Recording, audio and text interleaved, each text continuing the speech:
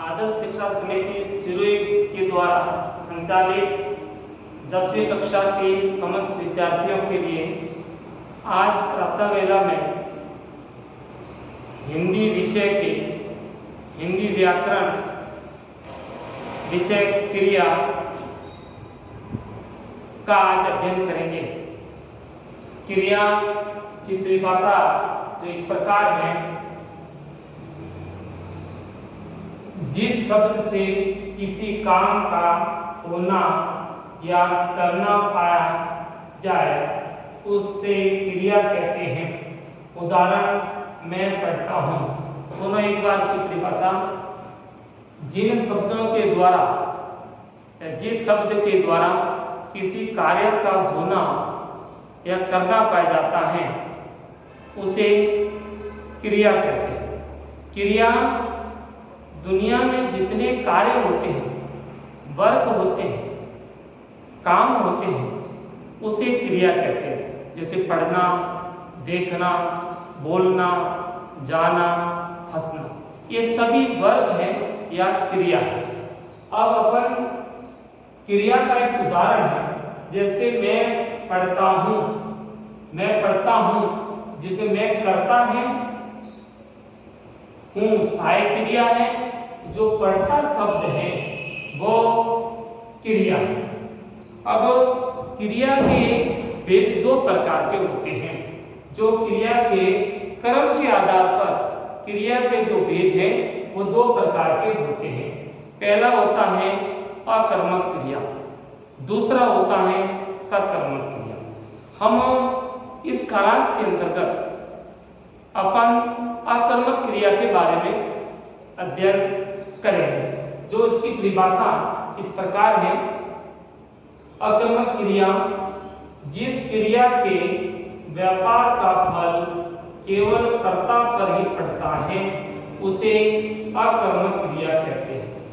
यानी जो कार्य होता है उसका व्यापार का फल केवल कर्ता पर इंगित करता है, सब्जेक्ट को ही बताया जाता है, उसे अकर्मक क्रिया कहते हैं। जिसमें अकर्मक क्रिया के अंतर्गत कर्म की आवश्यकता नहीं होती, उसमें क्रिया का जो व्यापार का फल है वो आपके कर्ता पर पड़ता है।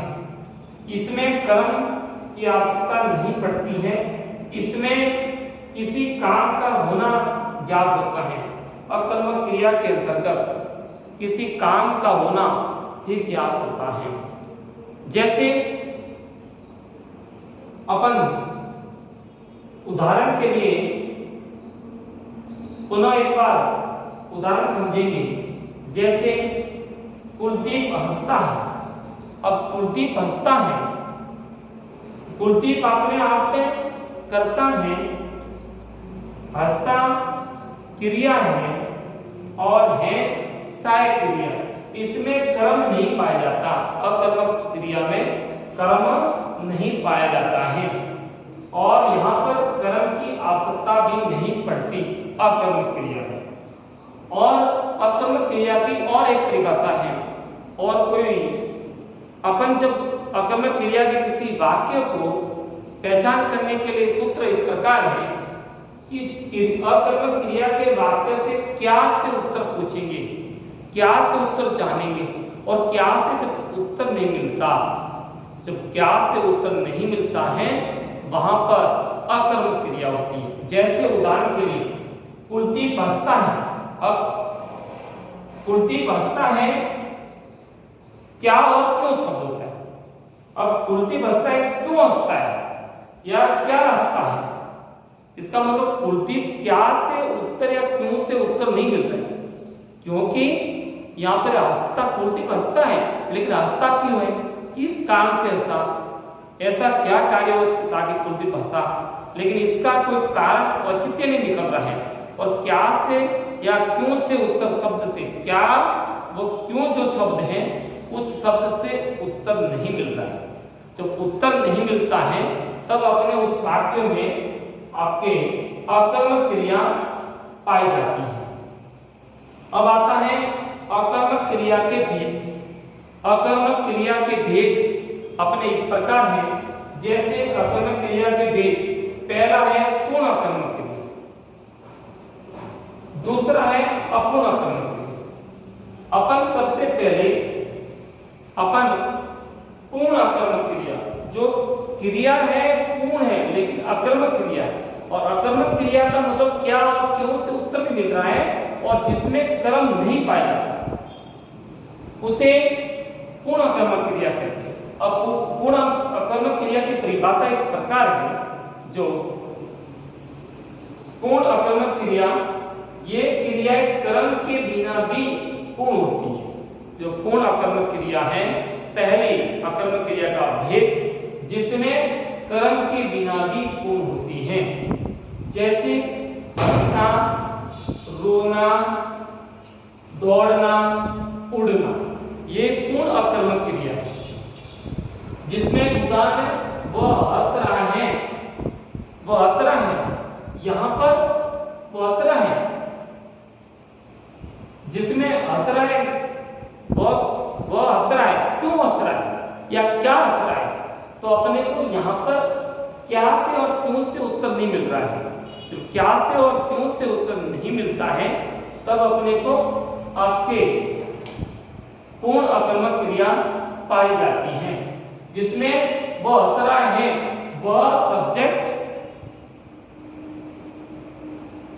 रा और हंस, ये दोनों आपके हंसना, रहा, ये दोनों शब्द मिलकर क्रिया है और ये सहायक क्रिया है, जिसमें कर्म नहीं पाया जाता, और कर्म पाया नहीं जाता लेकिन क्रिया पूर्ण है। इसलिए अपन इस परिभाषा के आधार से ये समझते हैं कि ये पूर्ण आकर्मक क्रिया पाई गई है उस वाक्य में।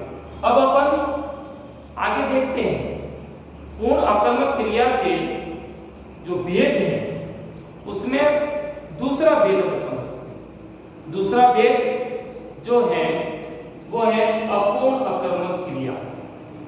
क्रिया है, आकर्मक क्रिया है जिसमें क्रम नहीं पाया जा रहा लेकिन अपूर्ण है, पूरी आकर्मक क्रिया नहीं है, वाक्य पूरा नहीं हो रहा, पूर्ण नहीं हो रहा, इसलिए उसे अपूर्ण आकर्मक क्रिया कहते हैं, जिसकी परिभाषा अपन इस प्रकार पढ़ेंगे। अपूर्ण आकर्मक क्रिया आकर्मक क्रियाओं की पूर्णता के लिए, आकर्मक क्रिया की पूर्णता के लिए कर्ता से संबंध रखने वाले किसी शब्द की आवश्यकता पड़ती है, वे अपूर्ण आकर्मक क्रिया कहलाती है। जैसे बनना, निकलना, होना। यानी बनना अभी पूरा हुआ नहीं, निकलना पूरा हुआ नहीं, होना अभी हुआ नहीं। अब ये आता है पूर्ण आकर्मक क्रिया किसे कहते हैं। तो पूर्ण आकर्मक क्रिया ये अपने पुनः इस प्रकार की परिभाषा समझेंगे उसको। आकर्मक क्रियाओं की पूर्णता के लिए, जो आकर्मक क्रिया होगी उसकी पूर्णता के लिए कर्ता से संबंध रखने वाले किसी शब्द की आवश्यकता पड़ती है, अपूर्ण आकर्मक क्रिया कहलाती है। जैसे पुनः इस प्रकार में इसमें करवा रहा हूं, बनना, निकलना, होना। अब मैं पूर्ण आकर्मक क्रिया से पूर्णता के लिए किसी शब्द की आवश्यकता होती है, उसे अपन अपूर्ण आकर्मक क्रिया कहते हैं। यानी अपूर्ण आकर्मक क्रिया इसलिए कहते हैं कि कर्ता और क्रिया के जो बीच में संबंध जोड़ने के लिए किसी शब्द की आवश्यकता होती है, और जब शब्द का समायोजन होगा तभी वो क्रिया बनेगी, वो अपूर्ण आकर्मक क्रिया होगी, यानी शब्द की आवश्यकता होगी। जैसे उदाहरण के लिए अपने पास उदाहरण है, जैसे पूजा बड़ी होकर इंजीनियर बनेगी, पूजा बड़ी होकर इंजीनियर बनेगी। यहाँ पर अपन सभी से पहले देखेंगे, यहाँ पर पूजा बड़ी होकर इंजीनियर बनेगी। जब इंजीनियर बनेगी, अभी इंजीनियर बनेगी, अभी तो बनेगी, इसका मतलब वाक्य पूरा हुआ नहीं, अब बनने का समय है। अब इसने बताया पूजा बड़ी होकर इंजीनियर बनेगी, अब पूजा तो बनेगी, इंजीनियर बनेगी, पूजा और इंजीनियर शब्द और बनेगी। इनको पूजा और इंजीनियर शब्द के बीच, कर्ता और इंजीनियर शब्द के बीच में जो संबंध जोड़ने के लिए जो वाक्य की आवश्यकता हुई और जो वाक्य में होकर शब्द की आवश्यकता हुई और शब्द है बड़ी होकर। जब ये बड़ी होकर जो शब्द आया, बड़ी होकर, ये दोनों शब्द रहे बड़ी और होकर, ये दोनों शब्द मिलकर करके अब कर्ता व इंजीनियर शब्द के संबंध को जोड़ते हैं। और ये संबंध को जब जोड़ने के लिए जब शब्द की आवश्यकता पड़ती है और आवश्यकता शब्द का समायोजन होने पर जो क्रिया का जो निर्माण होता है, रचना होती है, वो होती अपूर्ण आक्रमक क्रिया। अब मैं पुनः एक बार स्पष्ट करवाता हूँ कि अपन ने सब इस वाक्य में और इस कालांश में क्रिया की शुरुआती परिभाषा भी पढ़ी और क्रिया के पहला भेद अकर्मक क्रिया भी पढ़ी और अकर्मक क्रिया के बाद उसके दो भेद अपन ने पढ़े। अकर्मक क्रिया के भेद, वो पहला भेद है आपका पूर्ण अकर्मक क्रिया, दूसरा है अपूर्ण अकर्मक क्रिया।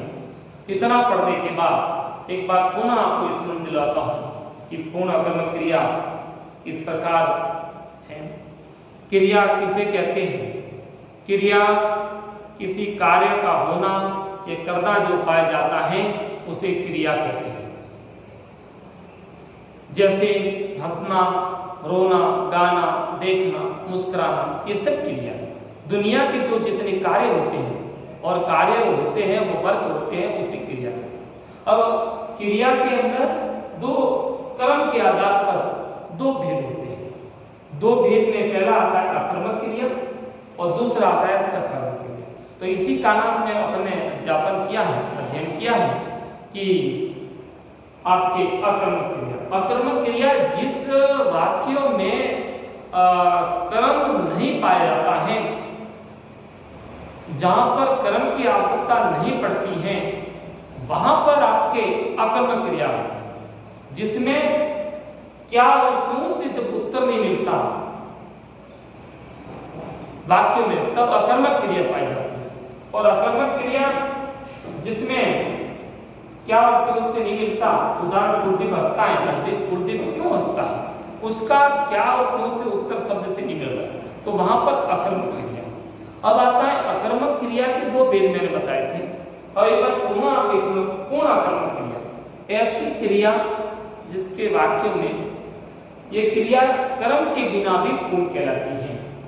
जैसे वो हंस रहा है, तो हंस रहा है, कार्य पूर्ण हो रहा है, लेकिन क्यों हंस रहा है, क्या हंस रहा, उसका उत्तर मिल रहा है। इसलिए अपन कहते हैं कि यहाँ पर आपके पाए गए हैं, वहां पर पूर्ण अकर्मक क्रिया कहलाती है। अब आता है दूसरा भेद, मैंने वापस पुनः स्मरण करवा रहा हूं, अपूर्ण अकर्मक क्रिया।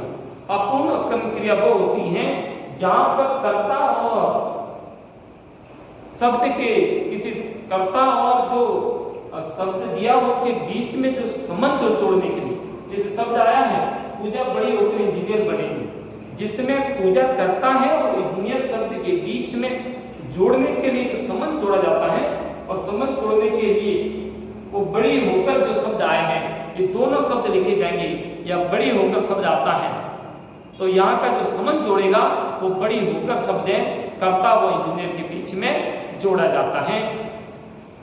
समस्त विद्यार्थियों, इसके जो प्रश्न है वो आपको PDF फाइल के माध्यम से मैं भेज दूंगा।